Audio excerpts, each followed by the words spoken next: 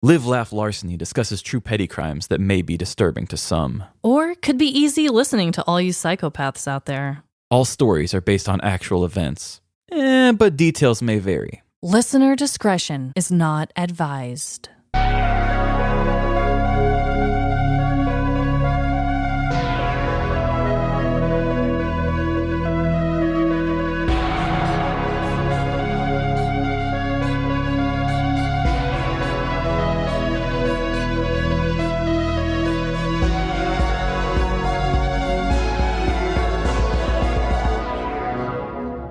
Live, Laugh. Larceny. Welcome to Live, Laugh, Larceny. If Resting Bitch Face had a podcast. This is Trevin. And I'm Amanda. I love resting bitch faces. I do too. I love them on children. I just think that's so funny. Yeah, on cats, children. Cats too. It can be really endearing with women too, as long as they're not too scary. Ugh, yeah, that's an iffy one for me, but I hear you. Yeah. So what is your dreadful dilemma today, Trevin? So, as I foreshadowed last week, I could not see Nope because I had to go see John Mulaney live. Right. Which, not complaining, was really happy with the show. It was a great show. I love John Mulaney. But it's kind of like the last stand-up show I went. Last time I was just enamored with the crowd and all the people. Mm-hmm. This time, I had two weirdos sitting behind me who had the most annoying laugh. Oh, God. Worse than mine? I'm going to try to do it for you here. Okay, I'm ready. Okay, so I compare her to a blender. Oh, my God. I make smoothies every day. Yeah, I make them quite often. Okay, so you know when you don't have quite enough liquid in your smoothie and it's almost like it catches and just goes, wing, and you lose it and you have to add more liquid because it stops blending altogether. I don't understand how the science of that works. But anyway, and sometimes you'll be blending it and you can hear it kind of getting close to it and you're like, oh, just finish your job. I don't want to have to add liquid. Yeah. Okay, so her laugh kind of would have a catch like that. A lot of times she's like, ha ha ha ha ha ha, and that's how she would laugh. But if You're kidding me. if it caught kind of like the blender would catch, she goes, like it would. It would like quickly, once she crosses that threshold, it would catch and then go up, and then it would just be way more frequently. So it would, and Oh my God. That sounds like a combination of like a goat and a yodeler. yeah, that's what Emily was comparing her to the goats a lot. Really? Okay. Yeah. With something funny would be happening, and then she would hit that part, and we would all just look at each other like, good God, this woman again. Oh no. So she kind of like killed the vibes? She kind of killed the vibes. I know there's a stand-up comedian that made a joke about it, and I don't want to be one of those people where it's like, oh, you have a funny laugh. That means you laugh at people when they're feeling joy. And it's like, I don't want to be like, I hate that you're happy person. I'll be that person. I will be that person with you. There's been a few laughs that I've heard in my life that I've definitely judged, and I feel okay about it. Yeah, it felt... No, I'm totally with you. I love seeing people be happy. Yeah. But there's just something about this that felt forcibly obnoxious. Yeah. I mean, a blender and a goat and a yodeler, like, Jesus Christ. Yeah, the blender goat yodeler. Yeah, it's just... That's awful. It was insane. But then the weird thing is, too, she left like 20 minutes early from the show, so she didn't even catch the last bit of the show. Her and her boyfriend both had very similar laughs, too, which was weird. Oh. But she was the one I heard the most. I was going to ask, maybe he felt embarrassed and was like, let's get out of here. But if he has a bad laugh, too, then good God. Yeah, it felt like they were on their own little cloud. They were just in their own place and did not care about what other people were doing. But yeah, they left early, and maybe they're one of those people that, hey, we got to beat the traffic. But that's a little excessive at that point, because you missed out on, the whole closing thing. Huh, that is so damn dreadful. I'm so sorry. Yeah, it was right in our ears, too. They were right behind me. God, that's the worst. Ugh, annoying laughs. I recently was listening to a podcast that you recommended to me, Behind the Bastards, and they were talking about Jeff Bezos' laugh. Mm-hmm. And they played it, and like it kind of sounds like a robot trying to be human, Makes sense for him. And it was kind of like maniacal, but really forced. It was weird. Laughs are so weird. And I know I shouldn't talk, okay? I know we've had a few listeners who've said my laugh is endearing, but Don't get it twisted. I know that it can be a little obnoxious depending which laugh it is. With you, I'd just like to think that you have so much joy inside you that you just have to let it out, but with a lot of force. Yeah. I know. I can't help it. I giggle at everything. I've said this time and time again, but my brother's always like, why do you laugh at everything? I'm like, I can't help it. It just comes out, okay? Yeah, Emily said that I laugh like I have shame about laughing, which is pretty Honestly, similar. that seems pretty accurate. Yeah, she said you laugh like you have a lot of shame about laughing. Just like when you smile, you act like you're very ashamed of smiling. And I'm like, that's about right. It is kind of, because whenever I can get a good laugh out of you, like a really, in your definition of like a powerful laugh, yeah, it's kind of like you're fighting it in a way. Yeah. But it still comes out. It's still a nice laugh, Trevin. Just let it out. I have a nice laugh. You do. It's not disrespectful. It's not too much, you know? Mm-hmm. So anyway, I have a dreadful dilemma. I actually had a whole list of dilemmas, and I didn't know which one I was going to choose. Mm-hmm. But then today, I had a feeling I knew where this was going. yes, on my way to record, I got a damn speeding ticket. Womp womp. Guys, I have such a speeding problem. Like, I don't do it as much when I have the kids, like maybe 5 over whatever. Mm-hmm. But when it's just me, I don't want to be in the car with just myself. You know, Yeah. I want to get from point A to point B, and I want to do it efficiently. And I forgot I needed to get gas before I came over. And so I was trying to make up for that time. And then it took more time because then I had to deal with the police guy. And he was and he was nice. OK, don't get me wrong. But I mean, you know how sometimes they like give you an opportunity, like, where are you going? Why are you in such a hurry? I hate that shit. Do you? Yes. Because sometimes I feel like you can use that to your advantage, right? You're like, I'm going to a Blue Lives Matter concert. Please love me. Oh my God. I was going to say, because he saw the car seats in my car, I could have been like, oh, I'm just trying to pick up my kids and I don't want to be late and I don't want to disappoint them, which I don't know if I actually would have used that. I thought about it afterwards when he didn't ask me where I was going, you know? That would probably sound, I don't know, a little more understandable than I'm going to record my podcast. He'd be like, what's a podcast? You know? Yeah. I just think it's kind of nosy sometimes, and it really weirds me out when you get the question. I don't like, I get it if it's like 2 a.m. and they're like, oh, where are you heading to? Like, Yeah. what nefarious deeds are you up to? That just sounds judgmental when they ask in the middle of the night. It's well, like, unless they think you're on your way to commit a petty crime. right. But- I'm like, don't mess with me and my booty call. Obviously, I don't do that anymore. But when I was younger, it's like, don't come for me. Like, you don't need to know where I'm going. But now I like the opportunity to tell them because it's usually kind of important. You're like, somebody actually cares about what I've got going on. I just want to tell them. Yeah. Blue Lives Matter. I can't. Oh my God. So those are both dreadful. They are. Also, I am a little sick. Again, I know I've said this a million times. If I sound kind of nasally today, just love me anyway. Yeah, I love you anyway. I get sick and I don't know why. I don't know if my immune system is just like over me or what it is, but here we are. Here we are, and love us as we are. So we're going to do top 5 this week. 1, 2, 3, 4, 5. Top 5. And it's your day. I'm first. Yes. So, Trevin, Yes. as I told you before we recorded, I think that you may like my top 5. Okay. So, this list was curated using data from the website where'sthejump.com. So, there actually are more than 5 on this list, technically, because I have a couple of ties, if that makes sense. Okay. So, my top 5 will be the movies with the most jump scares. Oh, this is a good one. I know. I was like, I think Trevin will like this. So, do you have any guesses before I tell you? I'm going to say Sinister, Insidious, The Ring probably, and I'll say The Grudge.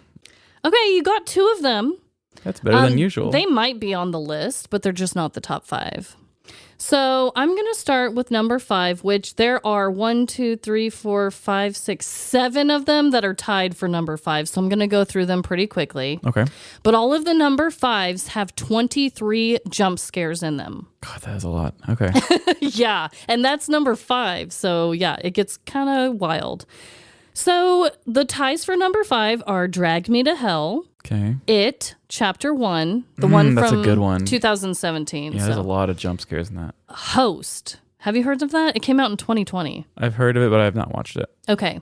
The Grudge, Aha. It, Chapter 2. Yeah, what is with it? Like, It's got a very specific formula, and it's just a bunch of small little sections put together. It's. okay. I'm not hating on it, but it's Yeah. it's It has, formulaic it has for a sure. plan in mind. Yeah. And then the last 2 are Annabelle Creation and Scream 3. Scream 3, really? Yeah. All of those have 23 jump scares. Now, I need to watch that one again. number 4 on the list has 24 jump scares, and that is Insidious. Aha! So you got that one too. Yeah, because it had some really random ones. I was like, that's a weird spot for a jump scare, but okay. I haven't seen that movie. It would probably scare me. We could make that one of our Patreon movies at some point. Okay. I liked it. So number 3 is The Haunting in Connecticut. It has 26 jump scares. That's a very like a teen kind of horror movie. So yeah, that was at the time where jump scares were huge. Okay. Yeah, that came out in 2009. For number 2, there's 2 of them that are tied, and they both have 27 jump scares. Evil Dead 2. From the same director as Drag Me to Hell. That came out in 1987. So have you seen that? Okay. And then The Messengers. Messengers. It came out in 2007. I think that was one of those more kind of like PG-13 teen type horror movies too. I don't remember it very well, but I know I've seen it. Okay.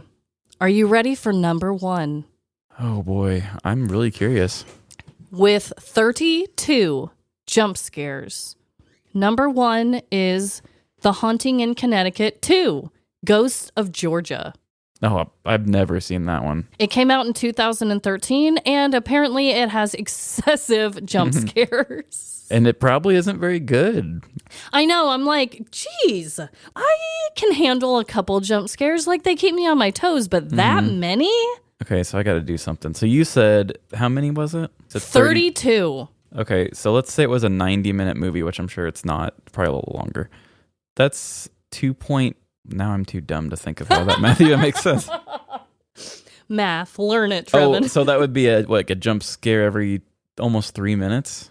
Ew. I hate that. Which most likely it's all compacted into like big jumpy sections, but Yeah, what are they doing? Like, duh, duh, duh. Like back-to-back jumps? it was a beautiful day. No, it wasn't. Maybe they don't have any like nice moments at all. Yeah, very on edge, whiplashy type movie. Wow.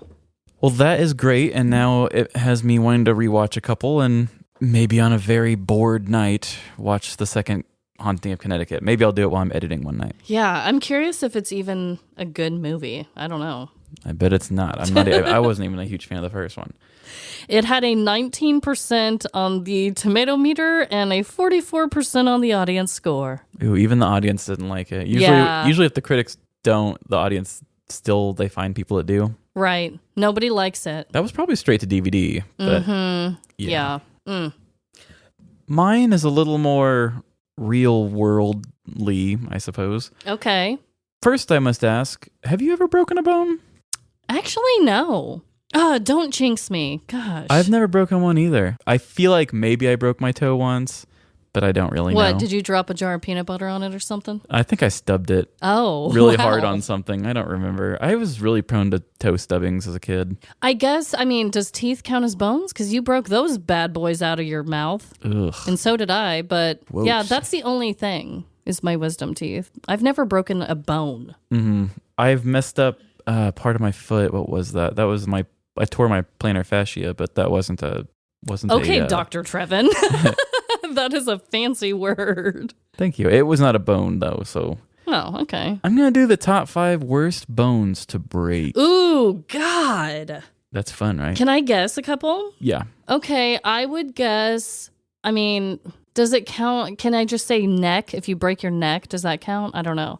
I would say neck. I would say leg. I would say hips. I would say ribs. I don't know how many I just said. Was that 4 or 5? I don't know. I think you said 4. And I will say ankle.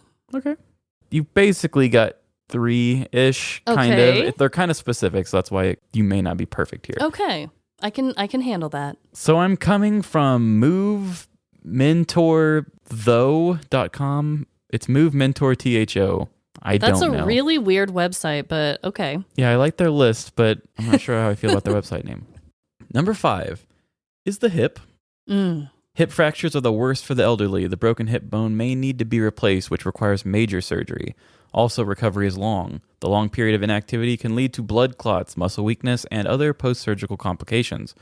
For elderly patients who have bone disease, hip fractures are potentially life-threatening. Ooh.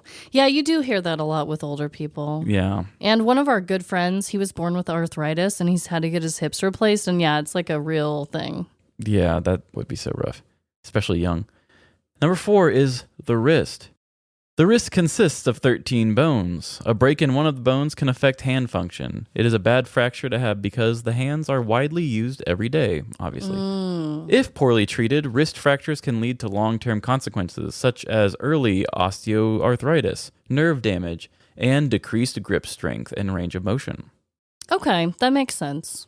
Number 3 is the skull. Oh, snap. I didn't even Yeah. think about putting that in there. Yeah, just the straight-up head. Got a broken head. The skull protects the brain, which makes skull fractures very risky, as the underlying structures may be affected. Patients with head injuries can develop intracranial lesions. Mild breaks may cause minimal trouble, but severe skull fractures can lead to infection, brain damage, cerebral spinal fluid leak, hematoma, and seizures. Yeah, that's serious. Yeah, and honestly, the whole time I was reading this list, I was thinking of having somebody stand on my head, and it was just like, I can't finish this list. Number 2 would be the spine, which this is where we can kind of make the argument that you kind of said neck, so I guess maybe. Okay. Spoiler alert, neck is not on here, so. Oh, huh.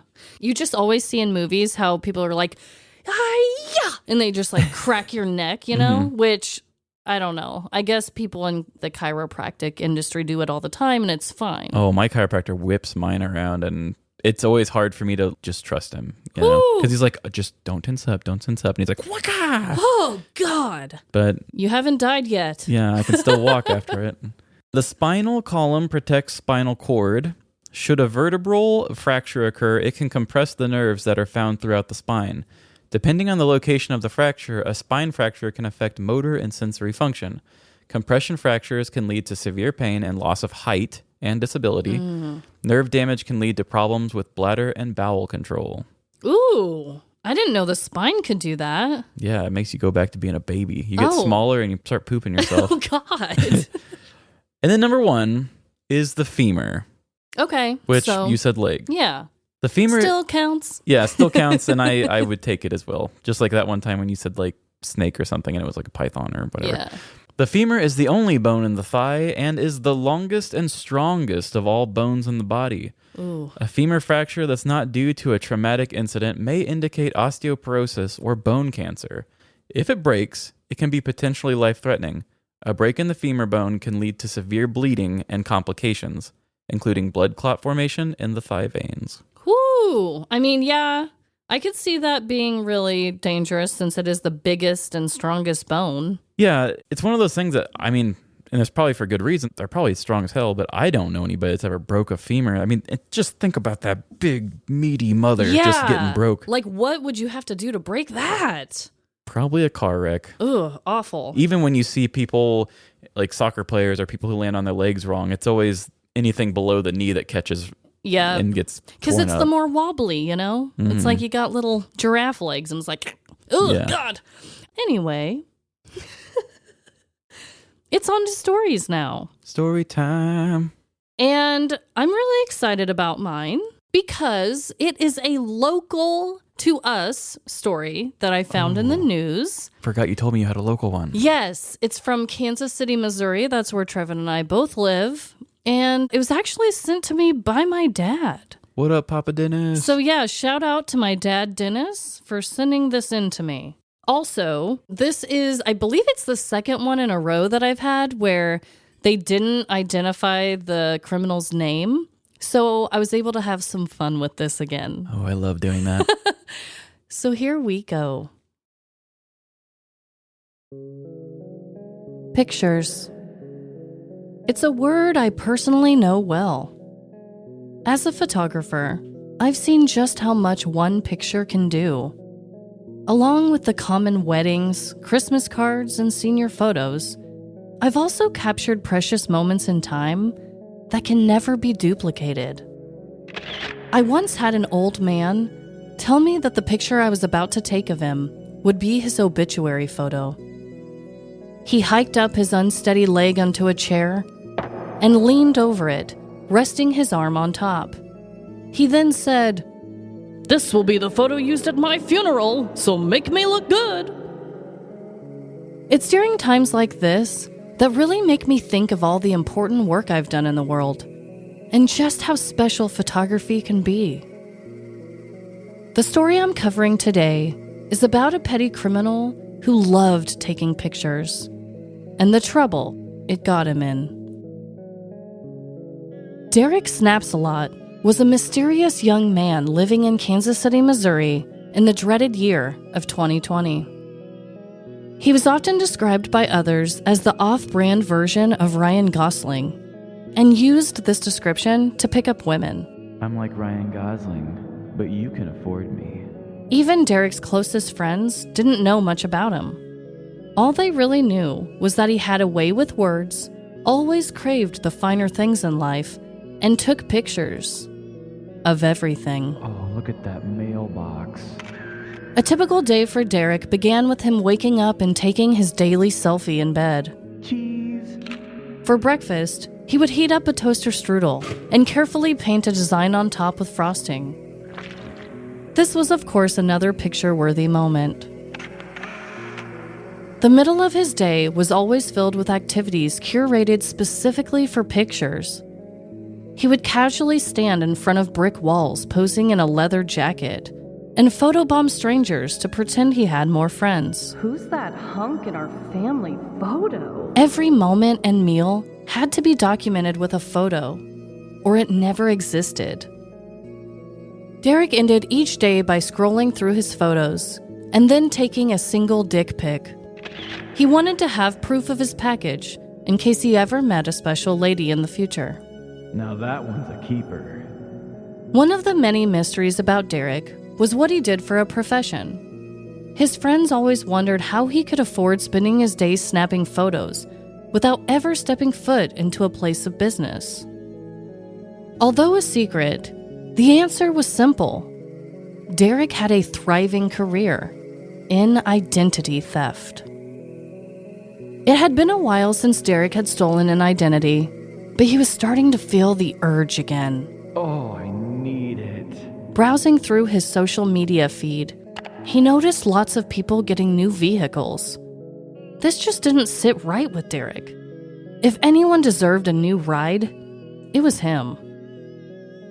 He walked over to his filing cabinet and began thumbing through his folders of stolen identities.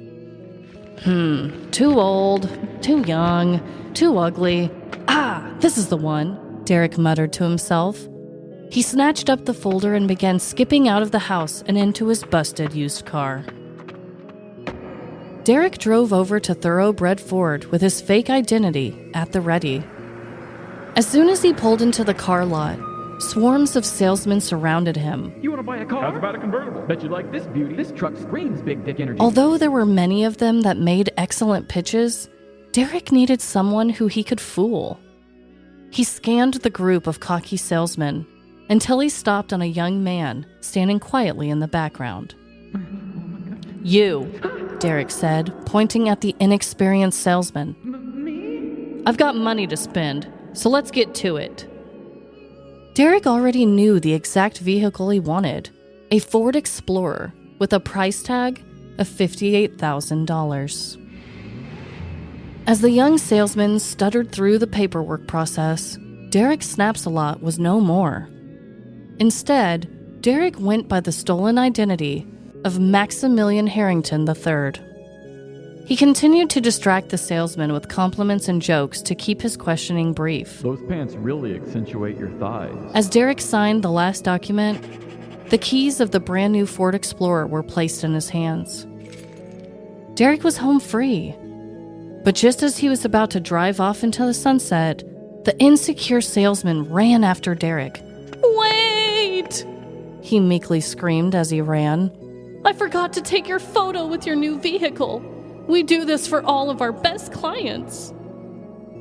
Derek knew that documenting this crime was idiotic, but his love for posing for photographs outweighed his logical side. "You've got spunk, kid," Derek said, impressed.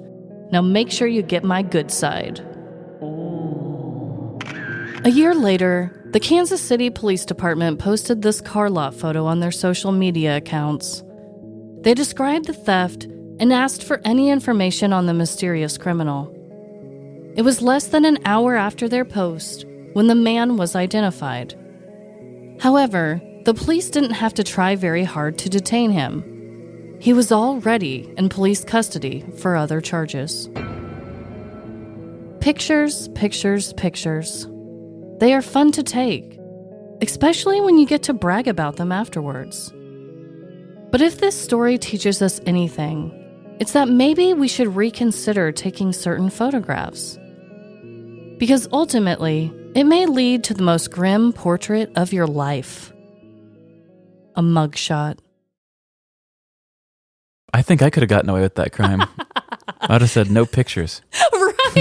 Right. I know. So there was not a lot that I could find online. Like, they didn't identify the guy, like his name. Mm-hmm. All that it really said was the kind of car he took, how much it cost, where it was, and there is the picture of him online. Okay, I was going to say, you've got to at least have the picture. Yes, yes. But I don't know any of his backstory, so I had some fun. But the picture of him is 2020. So we're talking mask mandate still here in Kansas City. He has a mask on.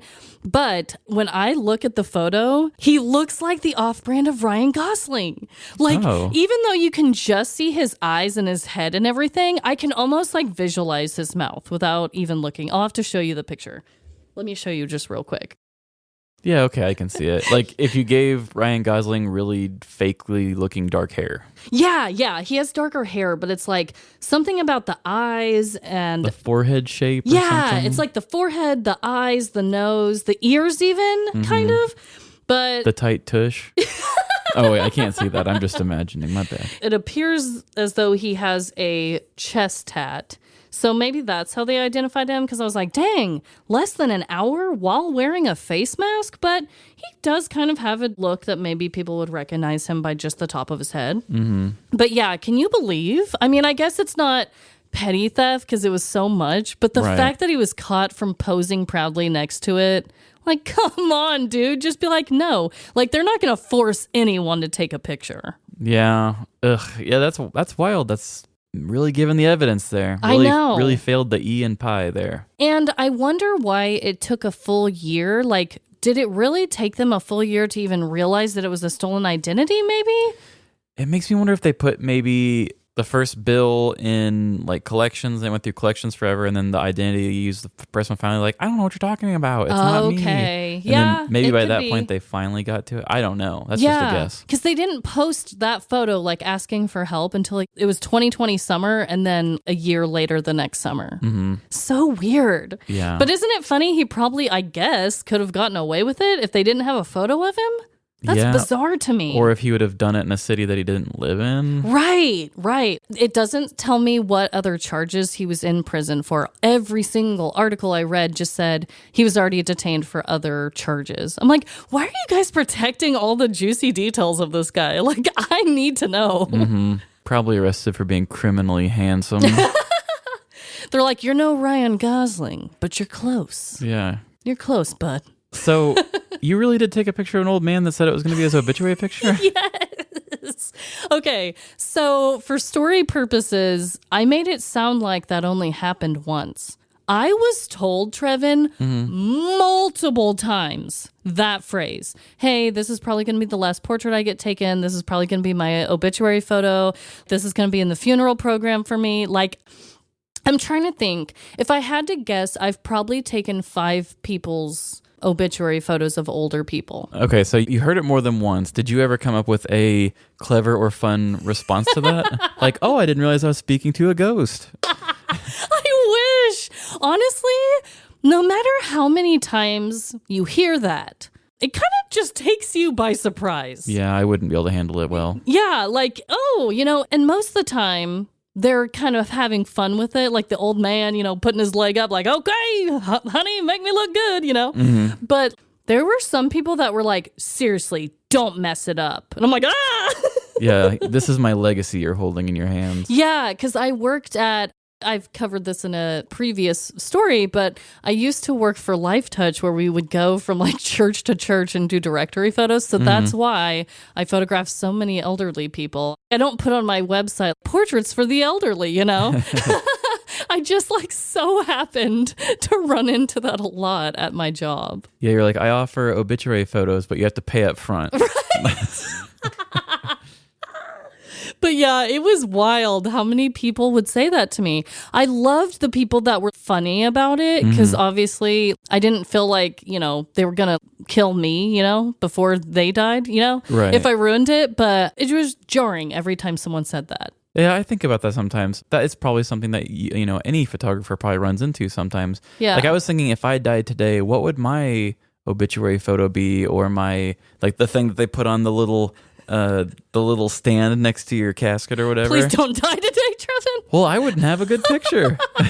The best picture and most recent picture I have is probably my picture in the glasses that we did for our show. For the podcast. Yeah, like you'd look like a dramatic author. Yeah, which at the same time, that'd be kind of funny. I kind of love it.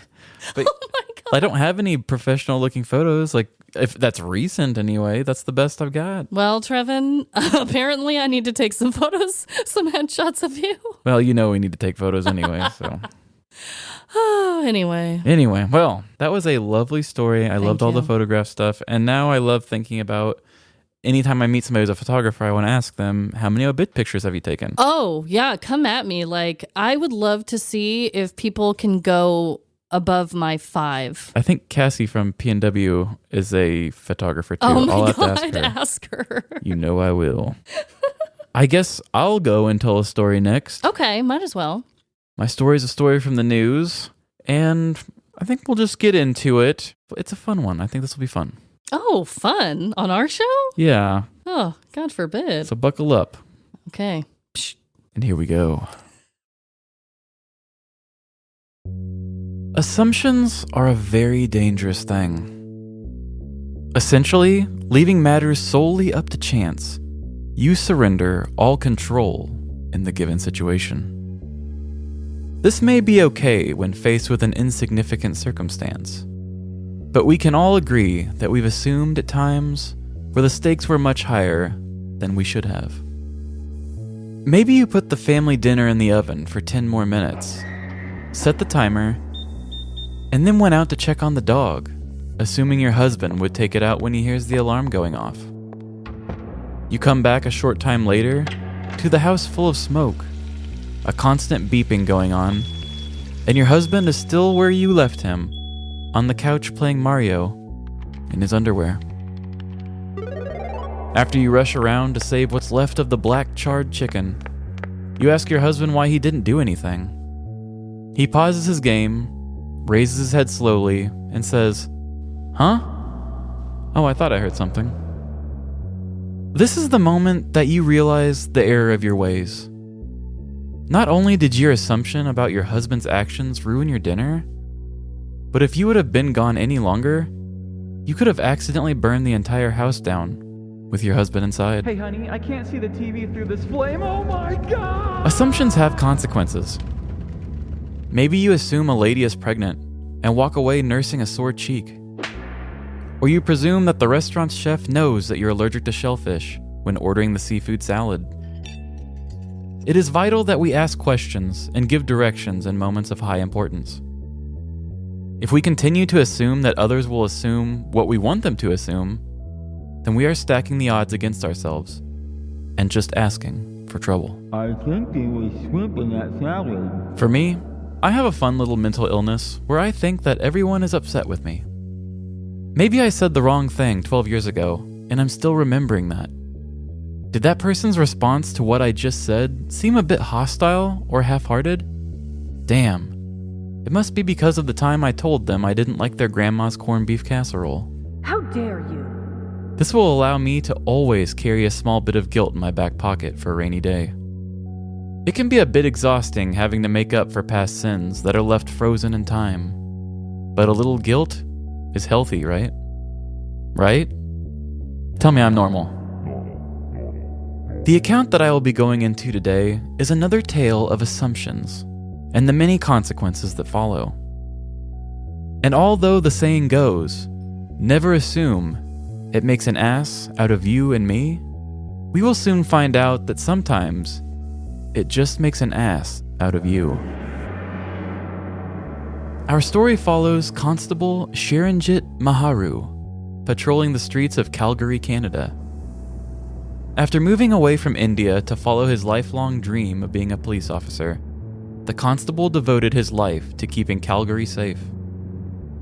Already equipped with a gun and other weapons of self-defense, Shiranjit had a couple secret weapons that not everyone on the force possessed. A keen intellect and a can-do attitude. I've got this. Shiranjit was a super cop in the making. Much like any other job, the worker with the willingness to put in the effort did the better job. An overachiever at heart, there was nothing he wasn't willing to do to make sure justice was upheld.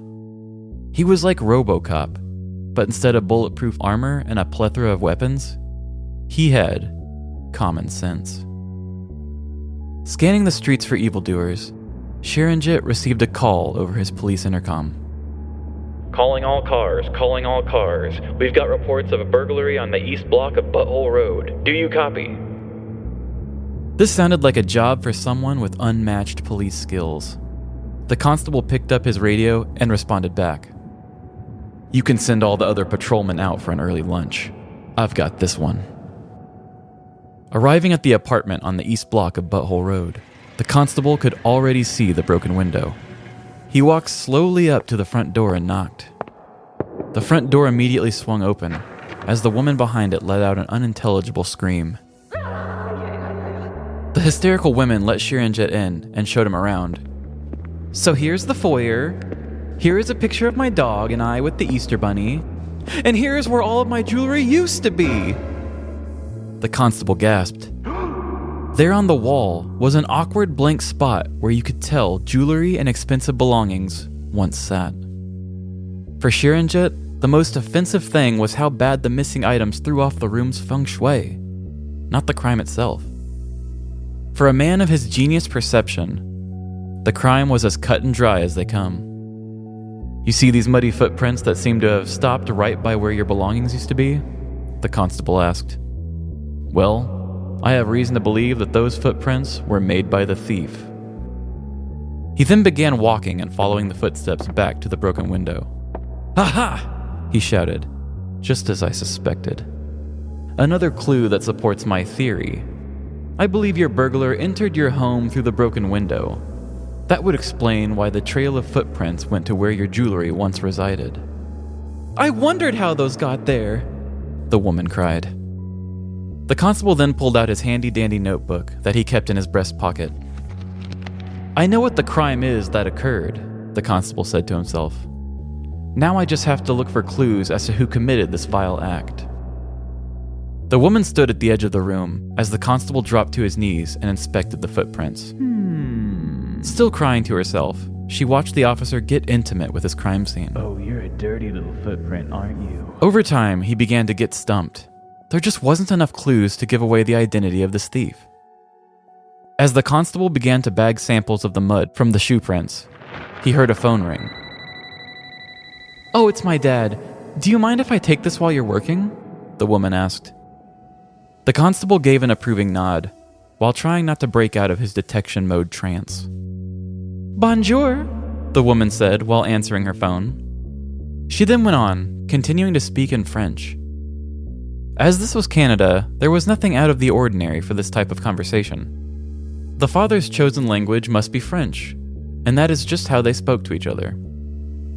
As I, your humble narrator, does speak flawless French, I will choose not to come off as condescending to you listeners, and I will translate how I assume the conversation went that the constable heard. Bonjour. Hello? Baguette. Oh, hi, Dad. Guess what? Voila. I faked an enormous robbery. Pardon moi? Yeah, the constable's here right now. Parlez-vous? No, it's fine. He's Indian or something. He doesn't speak French. Soup de jour? My boyfriend and I broke a window and even made bad guy footprints with mud using some of his old shoes. Oui, oui. All right. Well, thanks for checking in. I'll see you at dinner later. Moulin Rouge. Once the insurance claims come through with this, I'll have to buy you dinner next. Bon voyage. Bye. Ciao. The woman hung up her phone and then apologized to the constable. Sorry about that, she apologized. My dad just got a toaster and wanted to check in. You know how dads can be. The constable got up off the ground, put his handy-dandy notebook back in his pocket, and said 2 words that cut like a knife. Merci beaucoup. The woman stared at him blankly. I know how to speak French. The woman dropped her phone as she gasped in horror. He knew the entire time that she wasn't talking about toasters. In June of 2010, Constable Shiranjit Maharu arrived at a breaking and entering call in Calgary, Canada. While inspecting the scene, equipped with a broken window and muddy footprints, he was then interrupted by the victim taking a call from her dad. During the call, the woman completely confessed to staging the burglary in order to get insurance money. After the woman hung up the phone, the officer said, Merci beaucoup, which means beg for mercy in French. She was then arrested for mischief. Constable Maharu later said in an interview, she didn't expect a brown guy to speak French. Not only does he speak French, but French is just one of the 7 languages that the constable does speak, making him his fellow officers' go-to translator. So let's go ahead and add becoming a petty criminal to the list of possible outcomes for assuming things. There's nothing small or insignificant about assumptions and what they may lead to. Without any apparent thought process or conviction, assumptions are the mother of all failure. So do what I do. Go into every situation assuming you're going to fail or be hated. I guarantee you that you'll overcorrect and do a great job. Butthole Road? Eh? I made that one up. Okay. I figured. Was it just because they didn't say what road she was on? No, they didn't say what road. You just had some fun with that? Yeah, I felt like they had to tell him where to go, so I had to give a location. Oh, that's so good. Wow. That's just so embarrassing. Yeah, what an idiot. Okay, the thing he said to her, too, what did you say? It was beg for mercy or Yeah, something like beg for mercy. Damn. If someone said that to me, I would just be frozen in time. Yeah. I'd be like, he heard everything. Like, so many things would be going through my mind. I'd feel like such an idiot. Oh, God. Yeah, that was actually, and now most of the phone conversation I did make up, but I will say that one quote that she did actually say was, I faked an enormous robbery. was an actual, wow. was actually one of the things that she had said in French. Damn. And it was about insurance money, yeah. That phone call really cracked me up. So knowing that she actually said that, I mean, it probably did go something like that. Because if she said that little phrase, it's like, oh, hey, Dad, how are you? Yeah, I just staged an enormous robbery. Yeah, cops actually here right now. Yeah. Good God. I wonder if the dad even at one point was just like, maybe you shouldn't talk about it, even if it is in another language. I know. I mean, like, I'm not very good at Spanish, but if somebody spoke Spanish in front of me, I would be able to pick out a couple key phrases and be like, yeah. Wait a minute. Yeah. That I can at least kind of pinpoint what the subject of their conversation is, you know? And I think with French, I could maybe do the same thing too, because, you know, some things kind of sound similar to other ones. Yeah. Wow. Yeah, I think it's just a good rule of thumb to never assume someone can't speak a different language. I'm sure there are some people that you could be like, there is no way in hell they know how to speak a different language, but I still wouldn't test it. No. I mean, I don't know how many times I've heard of people that I know that can speak a bunch of different languages that people will talk about them in the other one. They're like, yeah, I can hear you, you know? It's like, just don't do it. Yeah, it's such a condescending kind of thing where just like, oh, I'm so smart and so good and they're so stupid. I just assume they're dumb. Wow. Now, hers was more because of race. I think she just assumed that he didn't know it. But at the same time, that's another thing that really throws me off. They're in Canada. Yeah. The other language in Canada is French. There's so many Yeah. French Canadians. Like, it would be very smart for a law enforcement officer to also know some French. Just like it's really helpful for people around here or in America to know some Spanish. Yeah. Yeah. No, that's honestly like just really ignorant to assume. It really, really is. I think you did a really good job portraying that. But damn, I love that. I love that he was like, really? I got you. Like, I'm just picturing it the way you told him. Like, he's bending down, looking at these weird footprints that they left. And maybe they would have gotten caught eventually just because it was so silly. The footprints, was that a real part of Yeah. it? Oh my God, that's so weird. But the fact that she just straight up told on herself, wow. Yeah. They broke their own window. They took some shoes and made muddy footprints from the broken window. Took their own jewelry, which I think they were just hiding. I don't think they pawned it. I think they wanted to keep their jewelry. Yeah. And then they were just going to wait and then get the insurance money. And the feng shui. Oh, the feng shui. The feng shui. I just figured because this dude was so smart and knew everything, he probably knew a lot of great decor ideas. He too. was a cultured, educated, smart man. Yes. Don't come for him. Oh, and the reason why I did make him sound like a super cop, besides the fact that he knew 7 languages, when I was Googling up the story, I did come across him being given some sort of an award, and everybody was just like, this guy just goes above and beyond and tries so hard. So he really was top dog. They messed with the wrong guy. They Let me did. tell you.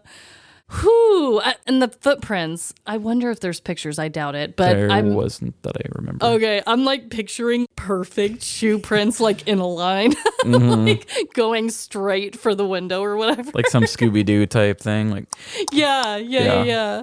Oh God, people are so dumb sometimes. yeah, that's one of my favorite things about this show is seeing just how far, like, you can have stupid ideas, but somebody actually seriously committed one of those stupid ideas, committed to it. Yeah, and even though we make up little things here or there, like the base of these crimes is so true, as far-fetched as it sounds, like people are actually doing this stuff. Yeah, Butthole Road's not the funny thing about this. The funny thing is that woman told on herself in French in front of him. Exactly. Yeah. We never take away huge plot points. No.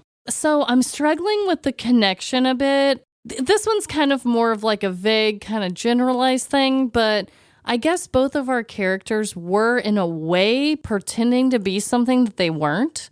You know, my guy was pretending to be an innocent guy just buying a car when in reality he was stealing it. And your person was trying to be an innocent victim who got her jewelry stolen, but she was actually the culprit. Like, they were both trying really hard to make themselves look like... Well, they're both kind of scam artists, too, in that sense. Yeah, they are. Okay.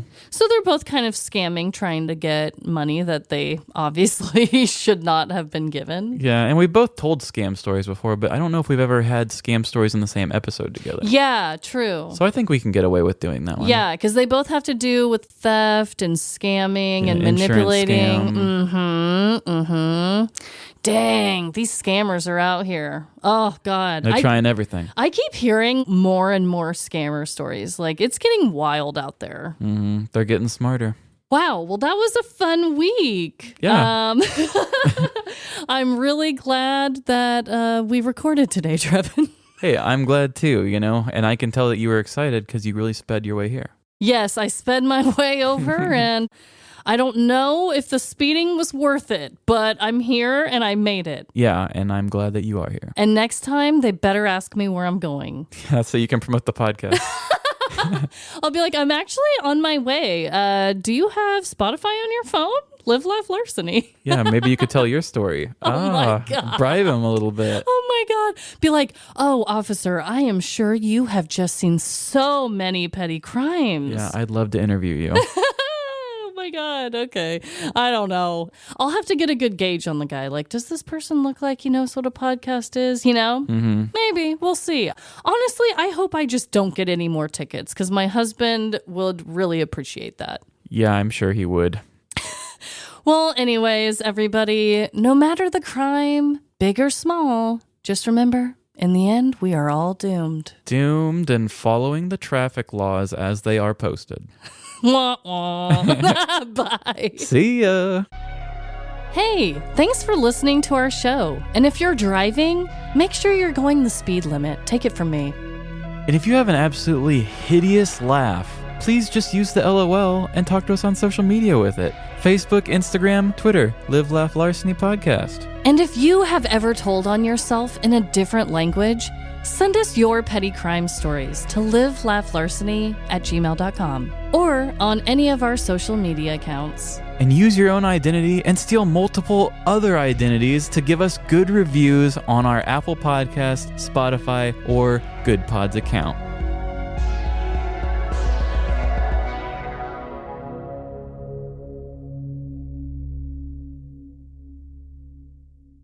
Oh, God forbid. So buckle up. Okay. Psh. And here we go. There's a reason why I don't create sound effects. my click sound. Yeah, That sounded like a cymbal or something. your seatbelt sounds like a little punch from a baby. I'm Ashley. And I'm Brooke, and we're the host of Teachers Who Talk Crime Podcast. Hey, Ashley, did you know that teachers have lives outside of school? They even have hobbies. What? Shocker alert. And it just so happens we are among those teachers. One of our hobbies was true crime, so we decided to make a podcast about it. But not just any true crime podcast, a true crime podcast about kids. That's right, the ones we teach every day.